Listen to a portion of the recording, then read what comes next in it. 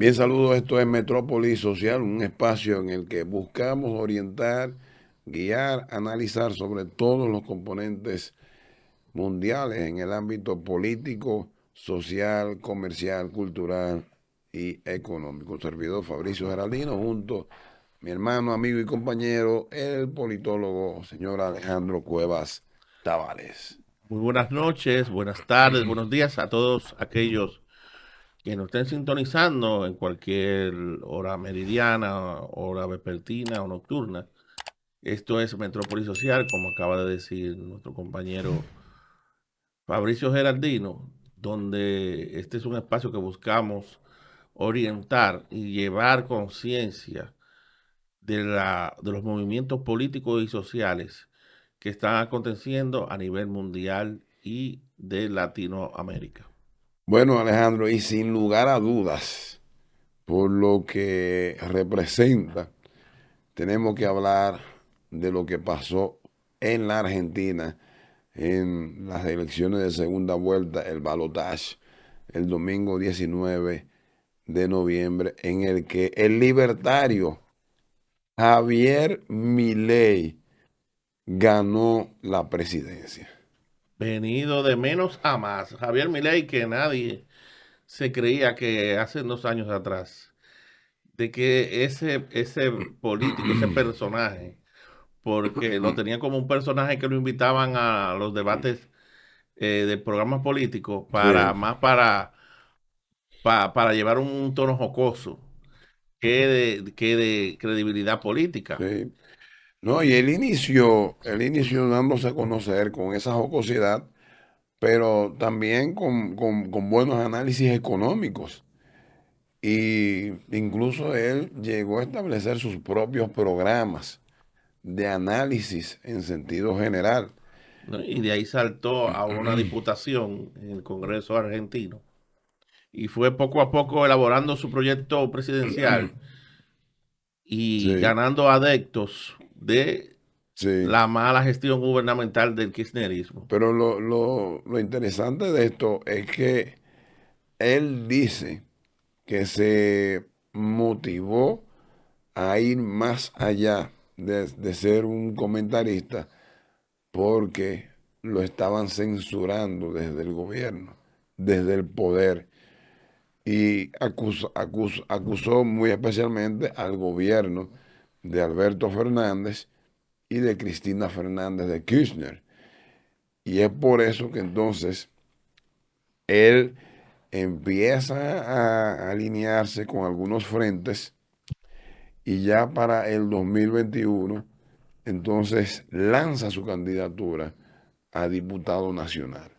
Sí, y candidatura que logra mucha aceptación y es elegido diputado nacional Sí. para el Congreso argentino, donde desde allí también se le siguió torpedeando desde el poder, acusándolo de estar cerca de ciertos sectores que él decía que no comulgaba, pe- pero le acusaban de que tenía contubernios con ellos desde el Congreso. No, no, pero la verdad es que Milei es todo un personaje, con algunas ideas extremas, controversiales, no descabelladas, pero sí controversiales, pero también algunas creencias y algunas cosas de su propia vida que te dicen, bueno,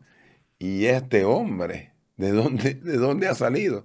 Por ejemplo, por ejemplo, siempre se ha hablado de sus perros. Él no tiene hijos, No, pero siempre se ha hablado de sus perros. ¿Por qué?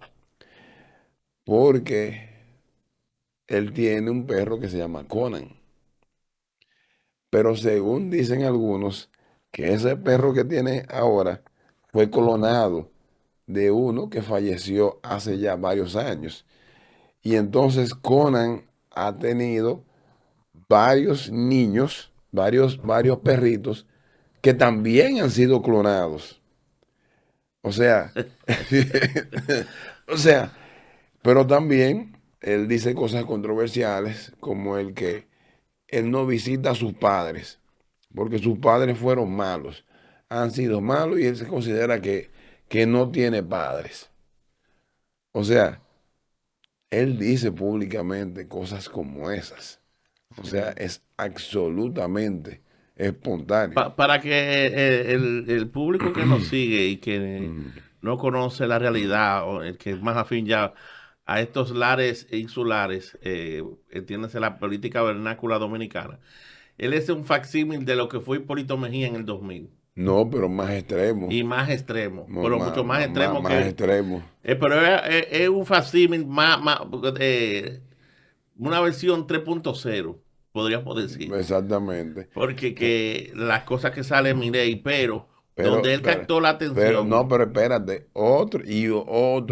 otra cosa característica de él como figura es su pelo. así, el Que él, peluca, por eso le dicen el peluca. O sea, y él dice, óyeme, que yo no me peino, yo no me peino. E incluso habla de la mano invisible. ¿De quién? De Adam Smith, sí, el gurú del libertarismo económico. sí, el padre de esa rama de la economía que habla de la no intervención del Estado en los asuntos económicos, en el devenir económico, muy contrario a corrientes actuales, donde se dice que el Estado tiene que tener una intervención reguladora de Exacto, los medios de producciones, tanto estatales como privados. exacto.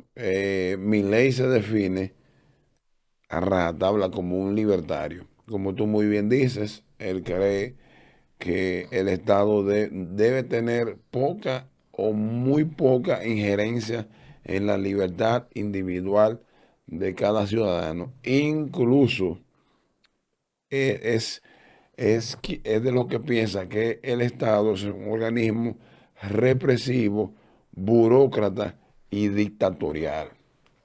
Bueno, habla también de supresión de Banco Central también, aunque ese Sí, tema lo ha dejado un poco atrás, bajo la sí, sombra, porque le causó muchos problemas. claro. Pero bajo la teoría que él tiene, bajo los planes que él ha expresado, no es descabellado, porque él ha hablado de dolarizar la economía. Y si tú dolarizas la economía, pues evidentemente ya tú, en un país como la Argentina, el Banco Central carece de todo tipo de objetos. De objeto. O sea, bajo esa premisa. Bajo esa premisa, pero él tendría que entonces solidificar los aparatos productivos Claro, de Argentina que están en el piso y ir desmontando esa camarilla, esa claque social parasitaria que vive chupando del claro, Estado, que eso fue que lo que ha llevado a la Argentina claro. al desastre. Pero no nos perdamos. El fundamento de ese tipo de teorías libertarios, el primer presidente del mundo que se autodefine como libertario va a ser Javier Milei. Podemos decir que habrán algunos, o que han habido algunos, que en la práctica quizás se parezca un poco a esto, pero el primero que es definido como libertario y que gana la presidencia es Javier Milei. Ya él ha dicho, primero, que se va la ley de alquileres, que hay que reformarla. Segundo, que hay que Dijo una frase, priva, nadie fuera de la ley, todo dentro de la ley. sí, pero ya al día siguiente de las elecciones dijo que había que privatizar los medios públicos, porque no tenían razón de ser. Ya dijo que había que quitarle el sinfín de lo que los argentinos denominan cepos a los cambios, a las tasas cambiarias. O sea, ya él ha ido diciendo que va a hacer una serie de cosas que son tendentes y coherentes con su postulado. con sus postulados libertarios. Sí, también debemos de hacer notar de que en este balotaje, en las elecciones de octubre pasado, él quedó en un segundo lugar con un 26%, muy por debajo a los 33 que logró en las elecciones paso. Pero ahora en el balotaje, todo el mundo sabe que el movimiento Todos por el Cambio, Juntos por el cambio. Juntos por el Cambio, se volcaron a favor de mi ley. Porque dice una frase que el enemigo de mi enemigo es mi Es mi amigo. amigo, claro. Y yo creo que eso fue para mí una jugada brillante de Mauricio Macri. Brillante en el sentido no de que haya pactado, porque eso era lo natural. Pero Macri al día siguiente se estaba reuniendo con Milei. O sea, dando un ejemplo claro y contundente de hacia dónde debían ir las cosas. ¿No? Y creándole una plataforma de soporte político a su nuevo gobierno, porque todos sabemos No, que los que se van no se van a quedar de brazos no. cruzados. No, pero no solamente eso. Es que Milei no tenía estructura para defender los votos. No. No tenía. Y para haber arrollado tanto de 24 provincias, 20, No. Es y que perder una por 1,5% en Buenos en Aires. Buenos Aires. Pero no, es que quizás no voy a decir, no voy a ser tan extremista de que quizás no ganara. Pero ni remotamente iba a ganar con ese margen. Es que no hubo duda alguna. Milei no tenía esa fuerza electoral, Esa esa maquinaria, maquinaria electoral para garantizar su victoria. Eso sí lo tenía el PRO. No Juntos por el Cambio, incluso el el PRO PRO. de Mauricio Macri, porque Juntos por el Cambio, como lo hemos conocido, ya no existe. Porque una parte Sí. de ellos decidió digamos, o irse al costado o apoyar a Sergio Massa. O sea, ya Juntos por el Cambio no existe, pero sí el PRO de Mauricio Macri. Que era Entonces, la fuerza mayoritaria dentro de ese conglomerado. exactamente. Entonces, uno de los grandes ganadores de esta contienda fue Mauricio Macri. Decidió las elecciones.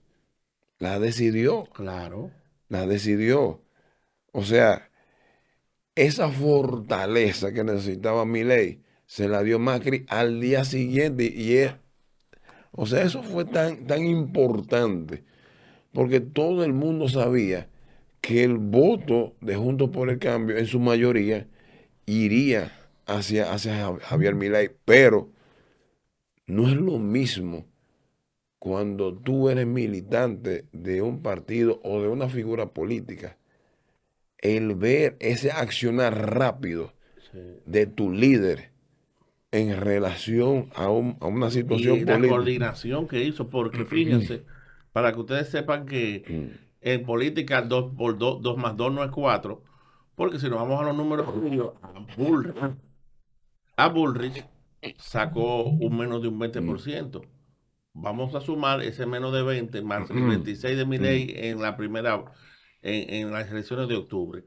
Daban un 40 y pico, 44, 46. Pero ¿qué Sí, o sucede? sea que yo Que la creo que Milei avalancha de sacó. votos y la decisión de Mauricio Macri fue de una fuerza tal que acaudaló los votos duros de Javier Milei, que sus votos duros rondaban entre los 26 y los 30, y le dio ese 20% extra que necesitaba y para ganarle de una manera por sobre encima de los 12 puntos, 44 a 57. No, y no solamente eso, que también fue un factor determinante para que aquellos independientes o que no están, digamos, con ninguna facción Sí, política, los llamados indecisos. los indecisos, decidieran al final de la jornada votar mayoritariamente por Milei. Sí, a eso súmenle la mala gestión gubernamental de este gobierno de Alberto Fernández y Cristina No, Fernández de no, Kirchner, pero usted es generoso. aunado a esas malas decisiones, fíjate que la juventud y personas ya mayores de edad, entrados, padres de familia, fueron los mayores Sí. votantes. ¿Por qué? Porque según una encuesta, que eso le hizo mucho daño, creo que fue la Garot, una semana antes Mm. de las elecciones, arrojaba que el 93% de los jóvenes argentinos quieren abandonar su país Sí. antes de los 3 años, los próximos 3 años. O Es una sea, una barbaridad. barbaridad, siendo Argentina un país poderoso económicamente. Pero también hay que tomar en cuenta que el parte del peronismo votó por Milei, porque cuando tú ves que en la provincia de Buenos Aires el peronismo ganó apenas por 1,5%, hubo una buena parte de los que usualmente votan por el peronismo votaron por Javier Milei. Y eso implica también que buena parte de los planeros también votaron por Javier Milei. O sea, O sea que la recomposición de lo que se llama peronismo justicialismo, y como bien yo dije en un canal de WhatsApp, el aborto del peronismo llamado kirchnerismo está casi en su etapa final. bueno, y la verdad es que este gobierno de Cristina, Alberto y Sergio Massa le hizo un tremendo daño económico en sentido general a la sociedad argentina. Cuando llegaron al gobierno, el denominado dólar blue, que es el dólar informal, estaba al 65 por uno. Hoy día está a más de 1.000. Por uno. Cuando Massa asumió la posición de superministro de Economía, y digo la posición de superministro, porque con él se hizo de toda la gestión económica, de toda. Es Centralizó en decir, su poder todos los estamentos económicos del todo, Estado. todo, todo, absolutamente todo. Un superministro de Economía. El dólar blue estaba al 200 por uno y lo dejó casi al 1.000 por Lo uno. hizo que estallara la No, inflación, exactamente. que fluctuara libremente O a sea, un nivel abusivo. cuando tú tienes a una sociedad, a un país rico, muy rico, con más de la mitad de su población en la pobreza y más del 10% en la indigencia, eso no hay forma. Eso no hay forma de tu poder entenderlo. Y por eso, el peronismo, el kirchnerismo y hasta el masismo ayer recibieron una pela contundente. Sí, no, Que no era con un que, acto de sinvergüencería, lo que último. no, que no, y fíjate, Alejandro, que el resultado, la forma, ha sido un tanto sorpresivo, porque las encuestas indicaban que Milei ganaba entre un 3 y un 4%. Sin embargo, no se tomó en cuenta el tema de los indecisos. O sea, no se tomaba en cuenta. Y fíjate que hubo tensión en la noche de anoche. Aquellos que siguieron muy de cerca las elecciones como nosotros, fíjate que había tensión porque En la noche del domingo. del domingo, el organismo electoral argentino había propalado la especie de que a partir de las 9 de la noche se iban a empezar a dar los resultados. No, no, no. Lo que pasa es que por ley. Sí, pero por ley, pero oye, entonces, pero ¿qué pasa? Que la mayoría, que ellos utilizaron el método electrónico en muchas Sí. mesas. No, ya a Y las ya 7 de a la las 7 de noche la se noche ellos sabía. tenían un 86% de las Sí, mesas ya se computadas sabía quién había ganado. y se vivió un momento de tensión porque muchos pensaban de que Massa no iba a aceptar la derrota, iba a patalear, pero no fue así porque la ventaja fue Fue muy demasiado, amplia. muy amplia, y tuvo que aceptar la derrota y eso aceleró que el organismo electoral argentino empezara fuera de lo que la ley le permitía, que era a las 9 de la noche, a empezar a emitir boletines. Y Correcto. ya a las 8:30 de la noche había un 97% de las mesas escrutadas donde Sí. arrojaba el resultado final. Massa recibió muchas críticas, no por el hecho, evidentemente, de aceptar la derrota, sino por lo que posteriormente dejó entrever, que él iba a tomar una licencia de sus funciones hasta el 9 de diciembre. Una cuestión ridícula, o sea, irresponsable, Irresponsable. todo lo que usted quiera. Él iba a asumir el cargo solamente Sí, 10 días antes de la asunción del poder de Javier Milei. exactamente. Al día siguiente, él, digamos que reculó de esa posición y estableció el equipo de transición encabezado por su viceministro Rubinstein, que es su gente, su hombre de confianza.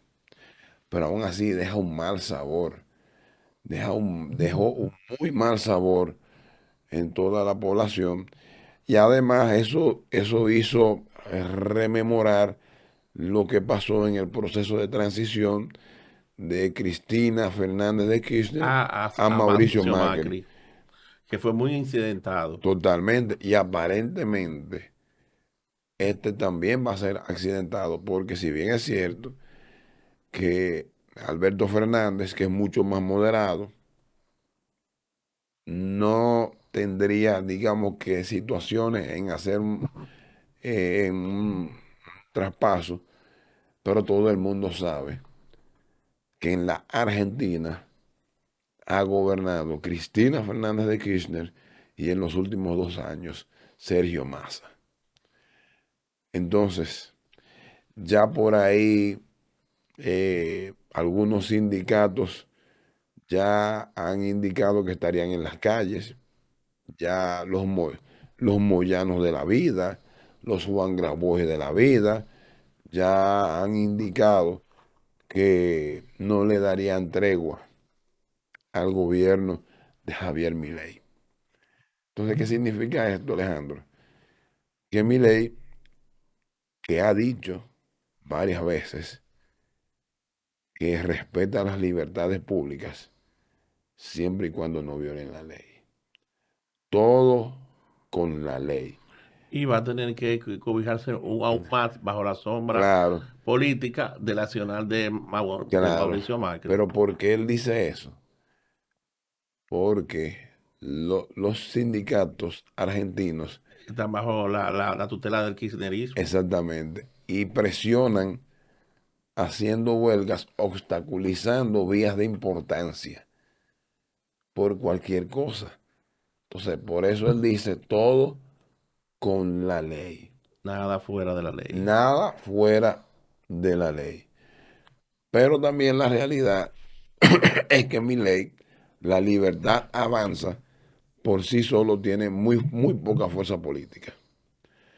Tiene muy pocos diputados, apenas tiene 3 intendentes, no tiene gobernadores. Es decir, que para él poder llevar a cabo parte de sus promesas de campaña, tendrá que necesariamente negociar, conciliar Con el PRO. con el, no solamente con el PRO, y con cualquiera que aparezca, incluyendo el peronismo. Claro. No, y formar un bloque en torno al gobierno de que él se blinde y no sea objeto de chantajes de sindicatos y de maniobras fraudulentas dentro del mismo Congreso que torpeden las leyes que él envíe desde el Ejecutivo para Claro, la transformación económica que necesita la Argentina, sí o sí, lamentablemente. Argentina está que necesita una transformación de 360 grados y esas transformaciones económicas no son de la noche a la mañana. Claro, Trae consigo a veces muchos dolores porque cuando tú cambias de un paradigma a otro, hay grupos sociales que se sí. resienten. Sin embargo, Alejandro, tú tienes toda la razón en eso, toda la razón. Sin embargo, fíjate cómo reaccionaron los mercados al día siguiente. Los bonos argentinos subieron, Sí, los bonos de las empresas argentinas subieron, el riesgo país disminuyó drásticamente. drásticamente. ¿Por qué? Porque llegó al gobierno una persona con una visión de mercado, con una visión empresarial, y ya él lo ha dicho, se van todas esas trabas que puso el kirchnerismo. ¿No? Y también otra cosa que mi ley no es mal visto en los sectores de poder de la gran nación norteamericana. No, no, no, no, no, no. Y en muchas partes. O sea, el hombre tiene sus ideas que pudiesen ser controversiales, claro que sí, pero no es mal visto. Este hombre, Alejandro, sufrió verdaderos ataques preelectorales. A este hombre se le dijo de todo, incluyendo que iba a fomentar la venta de órganos, incluso de los niños.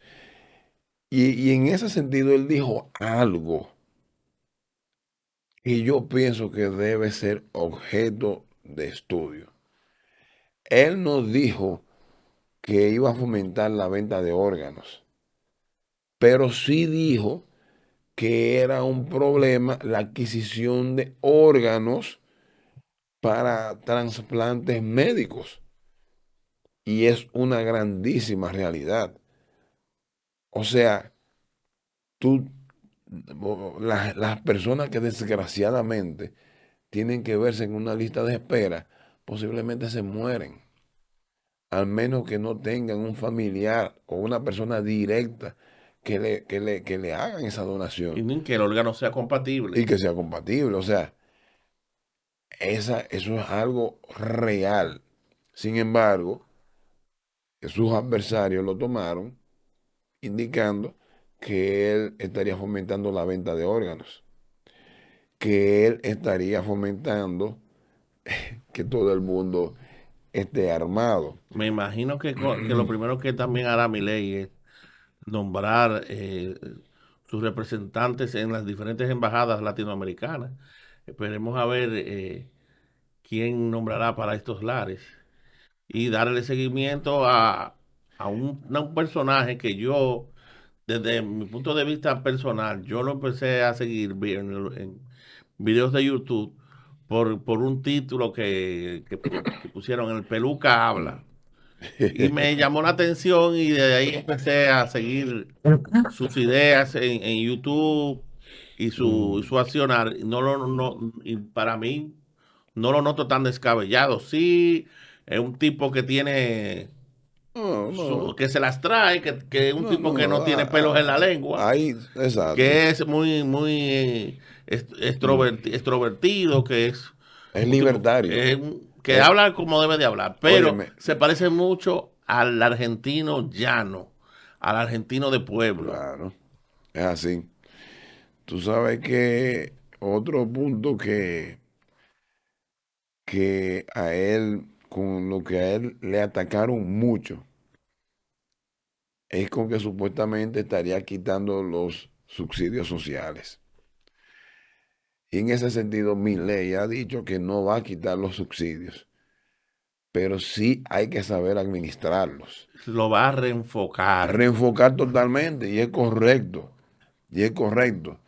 Yo creo que nadie se puede oponer a que una familia vulnerable reciba un subsidio social. Nadie se puede oponer a eso. No. O sea, personas con enfermedades, viejitos, eh, niños con ciertas condiciones, nadie se puede oponer a eso. Ahora, que una persona en salud, joven, con su plena capacidad física y mental para trabajar, no hay por qué subsidiarle nada. No, y también subsidiando instituciones fantasmas Exacto. que eran de allegados de muchos funcionarios del kirchnerismo, que ese dinero lo que hacía era que retornaba al funcionario que emitía es ayuda social. Exacto. Y otra cosa también en relación a ese mismo tema. El kirchnerismo, y literalmente el kirchnerismo, óyeme, algo increíble. O sea, ellos pasaban esos fondos de subsidios sociales a los sindicatos, a los Grabois, a los Moyanos, y eran ellos los que decidían quiénes sí, quiénes no. Una cuestión increíble, increíble. Y entonces, por eso es que tú veías que por cualquier situación, por cualquier cosa, tenían una manifestación bloqueando el obelisco, bloqueando la 9 de mayo. O sea, pero peor aún, Alejandro, los beneficiados de esos planes tenían que darle 1%. Claro, si Esos tenían sindicatos, que darle un 30 o un 20. no, no sé cuánto. Era de un 20 a un 30%, según una investigación de un programa que Mm. tiene el canal La Nación Más de investigación, estilo como el que tenemos aquí en Santo Domingo, Nuria Piera y Alicia Ortega, donde ellos le cayeron detrás a una institución que figuraba fantasma en una dirección, que recibía subsidio por cultura y subsidio por propagar la cultura. Y que cuando fueron a la dirección, ahí lo que vivía era una señora mayor con su hijo. Mira qué bien. Y no estaban ahí. El tipo nada más se aparecía, el de la sociedad cultural, los días que llegaba el subsidio. Mira qué Él bien. le alquiló una habitación a la señora, pero lo único que él sabía era que ese señor venía una vez al mes, porque él decía que trabajaba en misiones y Oh, venía una vez a Buenos Aires al oh. mes. Y la vez que era que venía, A cobrar. ajá. Y entonces Mm. lograron ubicar al tipo. Y el tipo tuvo que confesar que tenía que destinar entre un 20 o un 25, 30 lo de los dos cheques que recibía, destinar esa parte y quedarse con la otra. De las cosas que se veía, que se ven en el gobierno de Cristina, Alberto y Sergio Massa. La realidad es que ahora, con un nuevo gobierno, totalmente, con ideas totalmente diferentes a este, vamos a ver qué tal le va a ir a Javier Milei. Lo que sí te puedo decir es que pronto van a iniciar las protestas, las huelgas y el peronismo que tiene un amplio espectro a nivel de medios de comunicación, van a empezar a hacerle ¿No? la vida Desde difícil. ayer mismo, ahí vi a un comentarista llamado Guillermo Moreno, igual que Ah, nuestro Guillermo Moreno de aquí, que empezó a no, no, pero, denostar a la figura de Milei, a tirarla por el piso y a no, menospreciar el no, triunfo. no, pero Guillermo Moreno, ese Guillermo Moreno es mucho más desbocado. Él fue incluso ministro de Industria y De Industria Comercio y Comercio de Argentina. hace unos años. Ese es mucho más desbocado. Y es una persona que hasta parece con pocos modales Sí. por las cosas que le he visto hacer públicamente. Pero bueno, Alejandro, vamos a ver qué va a pasar con el peluca Milei. Tú sabes otro que tiene una situación difícil y que al día de hoy no se sabe exactamente qué es lo que va a pasar. Bernardo Arévalo, Ay, sí. presidente electo de De Guatemala. Guatemala. Tú sabes que nosotros acá habíamos dicho que Arévalo ganó las elecciones con el movimiento Semilla, movimiento o partido Semilla.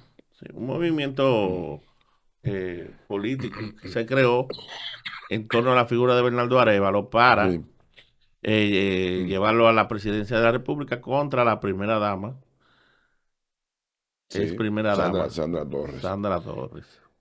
Pero también habíamos dicho que había la posibilidad real de que Semilla no fuese declarado como partido, que su personería fuese inhabilitada porque se había demostrado que ellos en el registro de electores tenían personas no habilitadas para votar. Entonces era una posibilidad real de que eso ocurriera y tal cual ocurrió después de las elecciones.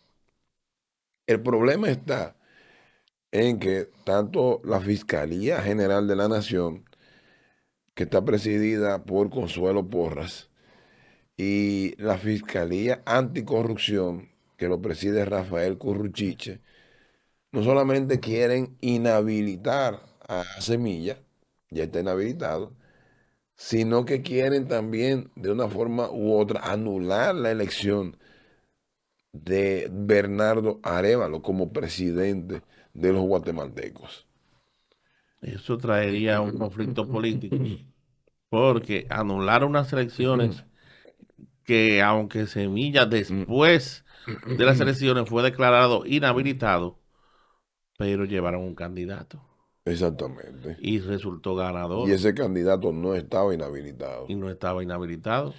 Pero el tema también ha venido por la reacción de esas partes de extrema derecha de Guatemala. Sí, Porque Semilla en sí, o vamos a decir Bernardo Arévalo en sí, se autodefine como socialdemócrata.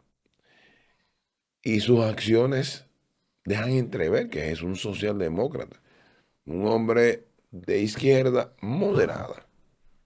Perfecto. Sin embargo, varios de sus principales figuras son de izquierda radical, radical. estilo Podemos, estilo Sumar en España. Eso ha generado cierto nivel de miedo Y de intranquilidad en los sectores conservadores exactamente, guatemaltecos de que él no pueda controlar el accionar de esos elementos exacto, ya en el poder y con y sin partido porque sería un presidente que no tendría una plataforma política que lo aupe. exactamente, ¿no? Y el mismo hecho de que se plantee llevar a cabo algunas de las cosas que han hecho estos grupos de izquierda radical, pues bueno, eso es lo que ha hecho que digamos que esos actos con miras a inhabilitarlos se lleven a cabo. Claro, se están utilizando argumentos, argucias legales, eh, se han involucrado ya otros países. Estados Unidos ha dicho que está preocupado con la situación y ha dejado entrever claramente que Bernardo Arévalo debe asumir la presidencia. Pero bueno, se vive una situación Muy tensa, difícil. muy tensa. Una Guatemala que adolece de muchas cosas y tiene una inseguridad ciudadana muy alta, una tasa de Pasmosa, inseguridad pasmosa, pasmosa y hay sectores de la vida guatemalteca guatemalteca. que no acaban de arrancar, que se encuentran todavía anquilosados Sí, y han tenido que recurrir a lo que es el turismo, fomentar el paradigma del turismo, pero fíjense que ese paradigma turístico requiere de una mano de obra especializada. Y la escolaridad en Guatemala es muy baja. es así. La verdad que hay problemas ancestrales en la sociedad guatemalteca. Hay un gran desequilibrio social, económico y cultural en todo el sentido de la palabra. Pero ojalá que ahora no se le agregue por mucho tiempo un desequilibrio político. Eso agravaría Ojalá. más el cuadro de un país que se encuentra en el medio de las caravanas inmigratorias Claro, que van rumbo a la llamada vuelta por México. claro. Yo creo que estás de acuerdo conmigo, Alejandro, pero nuestra postura, o mi postura, es que Bernardo Arévalo debe asumir la presidencia. Igual yo, porque el no asumir crearía una inestabilidad política mm, con un grado más superior al que se vive en el Ecuador, Claro que sí. en el Perú, perdón, en el Perú, con el vacío político que existe ahora mismo en la nación peruana.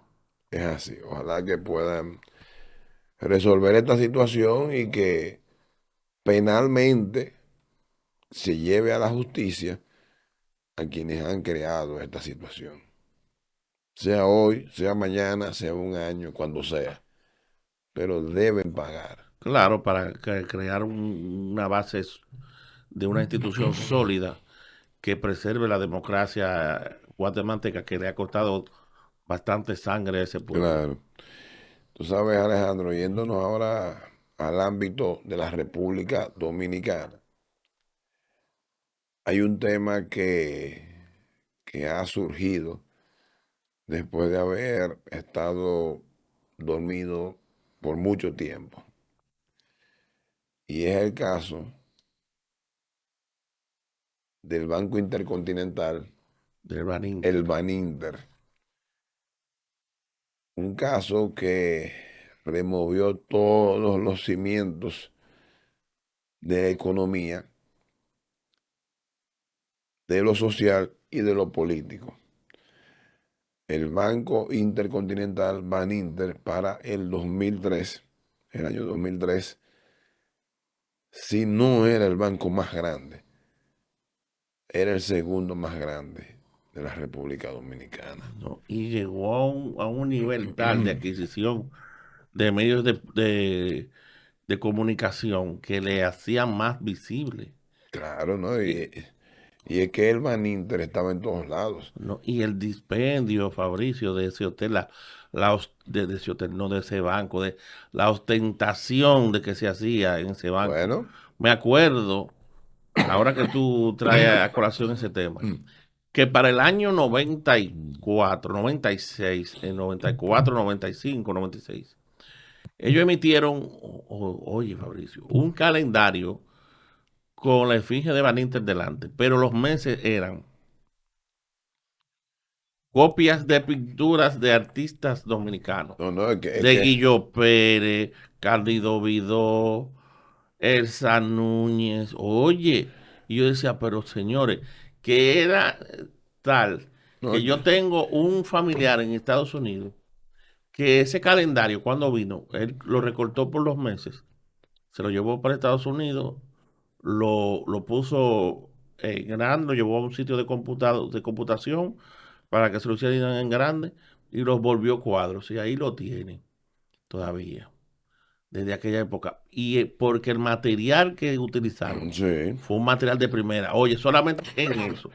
Más el dispendio de los usos que yo utilizaba, porque tú sabes lo que es traer artistas de la talla dos veces de, de Luis Miguel en un año no, y no, de Shakira no, no, pero, en su pico. no, no, pero, pues, óyeme, eso eran Eso eran chelitos. chelitos.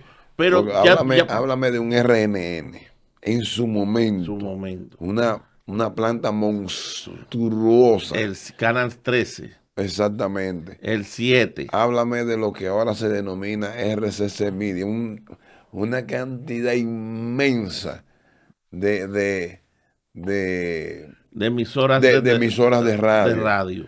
Le O sea, compraron el circuito Corporán a Rafael Corporán de los Santos, listín diario. el listín diario. O sea, en su nómina, el Baninter tenía más de 90 generales activos en ese momento. ¿No? Y fíjate que también tenían una alianza con la telecomunicación, que ahora lo que se llama Altiz, que era Orange.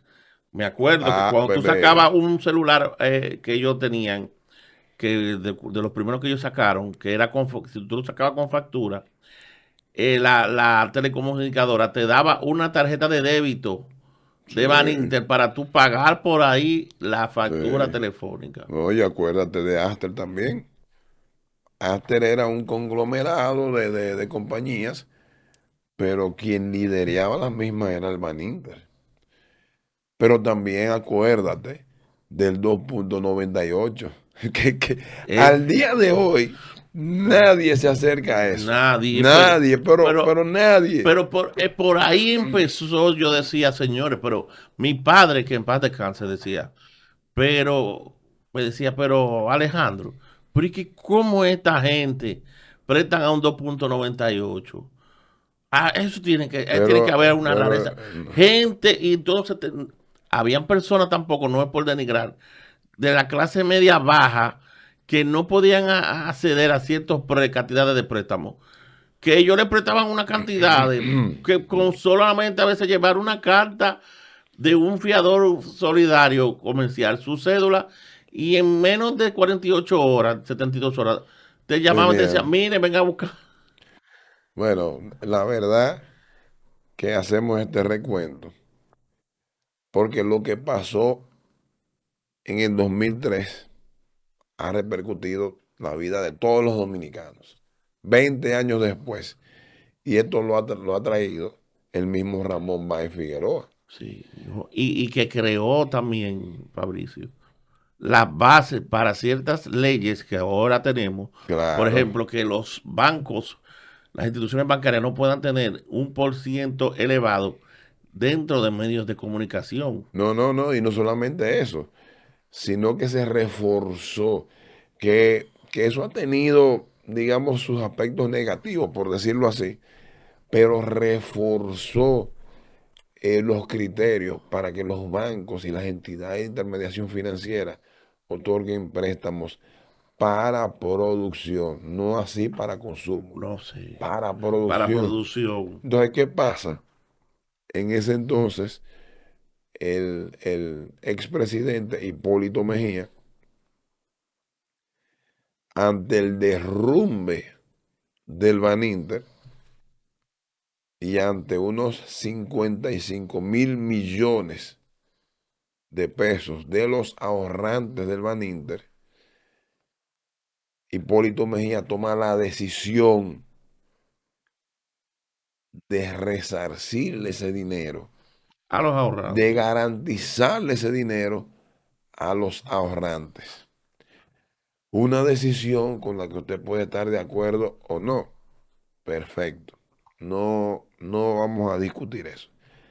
Ahora bien, esa decisión produjo que tuviésemos que llegar a otro acuerdo stand-by con el Fondo Monetario Internacional, Y el Fondo Monetario Internacional, cuando aplica acuerdos de stand-by, manda a tomar medidas de ajuste medida de ajuste. que crean que ciertas clases sociales se resientan. Claro, A veces esas ciertas clases sociales, como no por decirlo, como lo puedo decir con autoridad, nuestra clase social media baja es dominicana, es muy desorganizada porque no podemos podemos achacarle a los bajos salarios o a lo que te llame, pero también nuestra clase social, nuestra media baja es muy dispendiosa y muy licenciosa en ciertos aspectos, que no correcto, vamos a entrar ahora en ese debate, correcto. pero fue la que más sufrió porque muchos negocios Claro. pequeños y medianos se fueron a la No, y quiebra. la devaluación del peso. Y eso fue un Recuérdate, costo político que tuvo que asumir Hipólito Mejía, el partido de gobierno, y que fue aprovechado hábilmente por la oposición que estaba liderada en ese sí, entonces por Leonel sí, Fernández. pero yo no te diría que hábilmente, es que la población lo sintió económicamente, Sí, porque si lo analizamos fríamente, quizás políticamente, lo que más le hubiese convenido a Hipólito Mejía era simplemente no darle o no reconocerle a esos ahorrantes su dinero, porque al fin y al cabo eran muchos, pero no era la población No en era la general. población entera. Y la población no iba a sufrir una devaluación. No, oye, ahí fue que vino el tema de la casa del terror, los supermercados. Sí. Fue en ese contexto. O sea, ahora viene, ahora sale Ramón Báez Figueroa, que para mí el hombre tiene, es valiente, diciendo que, o sea, buscando que se le dé una rendición de cuentas, porque aunque él pagó penalmente, pero civilmente tiene una cuenta, porque el Estado dominicano decidió asumir ese costo, no los ahorrantes no tuvieron que Sí. demandar al Sino los Estado. activos del banco. Exactamente, entonces, el Banco Central, tras las declaraciones de Ramón Báez, y el Banco Central, no, el Comité de Activos, El comité de activos, la Comisión de la Liquidación, comisión de liquidación de ajá, Baninter, exactamente, dio una explicación no muy, digamos, no muy detallada, escueta, explicando esto que dijo Ramón Báez. Pero lo que me parece, Alejandro, es que este tema pica y se extiende. Piqui se tiende y es en víspera de unas elecciones Exacto. municipales en febrero. No sé con qué estrategia ha estado utilizando él Sí, este tema que trae sí, mucho directo, porque sí. muchas personas a favor del pago de los ahorrantes, muchos en No, contra, no, pero muchos. no, pero no solamente eso, Alejandro. Tú lo dijiste, el tema político. El tema del pago de los ahorrantes o no es una situación aparte, pero el tema político, porque ahí podemos hablar de un Leonel Fernández. ¿Por qué? Por el tema de lo que pasó con los activos, que fue en los gobiernos De Leonel de Fernández, Leonel que Fernández. se liquidaron los activos y que se acusa de que no Exactamente, fue con una diafanidad muy clara la liquidación exactamente, porque subvaloraron a exactamente, una medida tal de porque hubieron también muchos activos de esos que se dejaron despreciar. exactamente. Pero también está Hipólito Mejía. Y tú puedes decir, bueno, Hipólito Mejía no es candidato, pero Carolina Mejía sí. Sí. Y Y, el partido al y- que él pertenece está en el gobierno. exactamente. Y Carolina Mejía es secretaria general de ese partido con aspiraciones reales a la presidencia. En el 2028. Exactamente. Entonces, ¿de dónde sale todo esto en este momento? ¿Qué es lo que El se tipo ha busca? venido a tirar una cortina de humo para embarrar a todo el mundo. Exactamente. Porque para mí es una cortina de humo porque él estaba buscando respuesta para él seguir vigente en la palestra. No, no, no, no creo. Creo que sí, porque No, mira, lo hubiese hecho anteriormente. pero No. hay, pero no es lo mismo en este momento, haberlo hecho en este momento que haberlo hecho un año atrás. No, yo no creo que sea eso, ¿no? Po- Incluso tampoco es un tema económico, porque él No, vive bien, tiene sus problemas no, resueltos. claro, no, no es un problema económico, pero a veces, No, yo creo, hay algo a más. veces tú Hay algo más. meterle el pie a aquellos que te vilipendiaron en aquella vez. Hay, no, hay algo, para mí hay algo más. Y tiene que ver con el aspecto político. Claro. Pero vamos a ver, pero Vamos a ver, es bueno, ese boomerang hacia quién claro, retorna. exacto. Pero esto es bueno, Alejandro, porque independientemente de lo que usted piense que pasó o de lo que usted sepa que pasó, es bueno que las autoridades, las de ahora, las de ayer y las del mañana, sean lo más transparentes posibles con los fondos públicos. Sí, y que no, y que yo creo que Y no ya estoy diciendo que esto que no haya sido. no. Yo no soy juez, no estoy diciendo eso. Yo creo que el sistema financiero dominicano, después de la crisis de Baninter, aprendió la lección, Sí, porque se han cuidado mucho. Han habido otros sí, bancos que han quebrado y no han sí, tenido la magnitud del daño claro. de Baninter, porque, Pero Ramoncito Fáez Figueroa también pecó, pagó eh, su deuda penal, su deuda exacto. penal, no, y pagó también una cuota porque muchos de lo que él protegía en ese banco, Sí, muchos políticos, muchos militares, muchos sí, ensotanados, a sí. la hora de poner sombrero, fueron los primeros que huyeron Claro, para no tener cabeza. claro. Pero yo no lo digo por eso, sino por los activos en venta. AN7, recuerda. Sí, No, AN7 no, Antena. antena, Antena. Que Delta Comercial. RNN. Canal Todos, 13, exactamente, todos, Aster. o sea, la verdad es que uno quisiera tener con claridad absoluta. Sí, porque también involucra a otros empresarios, no, no solamente el ámbito político. Mm, Él nombra muchos que empresarios por ahí también pudiese venir el tema.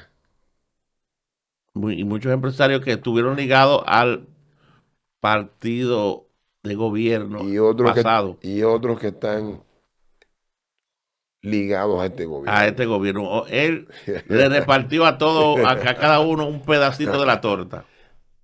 Yo creo que por ahí es que va el asunto, pero es importante que sepamos, o sea, que el ciudadano común sepa cómo se manejó o cómo se han manejado esos procesos.